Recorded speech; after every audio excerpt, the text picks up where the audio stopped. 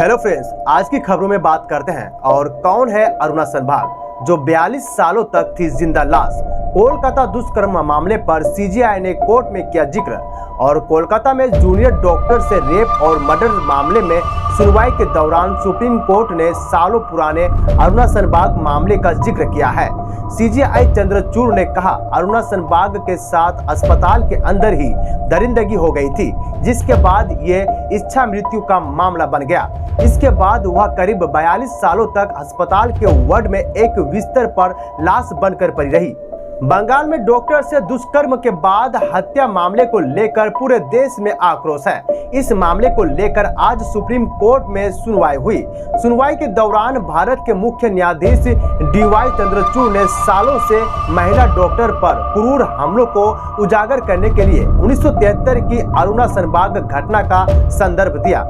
CGI Chandrachud ने कहा, आज के युग में महिला डॉक्टर को अधिक निशाना बनाया जाता है। उन्होंने आगे कहा, जैसे जैसे महिलाएं कार्यबल में शामिल होते जाती है, तभी एक और रेप की घटना सामने आ जाती है। उन्होंने आगे कहा, अरुणा सनभाग के साथ अस्पतालों के अंदर ही दरिंदगी हो गई थी, जो एक परीक्षण या इच्छा मृत्यु का मामला बन गया। और आगे बात करते हैं, रात में बेरहमी से हुआ था हमला।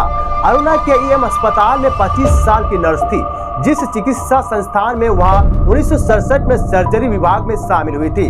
उनकी सगाई उसी अस्पताल में डॉक्टर संदीप सरदेसाई से हुई थी और 1974 की शुरुआत में उनकी शादी होने वाली थी।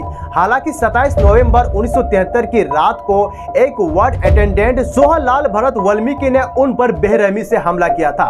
उसके साथ दुष्कर्म किया और फिर कुत्ते की जंजीर से उसका गला घोट दिया। हमले ने अरुणा के मस्तिष्क को गंभीर क्षति पहुंचाई, जिससे वह लगातार अपंग की अवस्था पीवीएस में चली गई। इसके बाद वह करीब 42 सालों तक अस्पताल के वार्ड में एक बिस्तर पर लाश बनकर पड़ी रही। इसके बाद सुप्रीम कोर्ट से की इच्छा मृत्यु की मांग। अरुणा उस वक्त राष्ट्रीय बहस का केंद्र बन गई, जब पत्रकार पिंकी वीरानी ने 2011 में सुप्रीम कोर्ट में याचिका दायर कर इच्छा मृत्यु की इजाजत मांगी। पत्रकार पिंकी वीरानी ने सुप्रीम कोर्ट में एक याचिका दाखिल कर अरुणा के लिए इच्छा मृत्यु की अनुमति मांगी थी। पिंकी ने अरुणा की इस दर्दनाक कहानी को एक किताब का शक्ल दिया है।